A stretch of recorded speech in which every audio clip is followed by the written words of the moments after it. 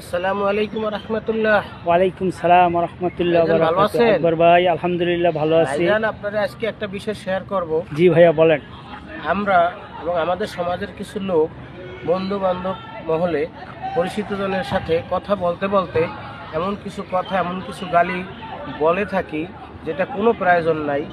আমি ওই দিন এক জায়গায় দাঁড়িয়ে একটা দোকানে কিছু খেতেছিলাম, পাশেই তিন বন্ধু গল্প করতেছিল। গল্পের পর যে এক বন্ধুকে এমন বিশ্রী ভাষায় কথা বলতেছিল যা শুধুমাত্র গুনাহ ছাড়া আর কোনো লাভ নাই।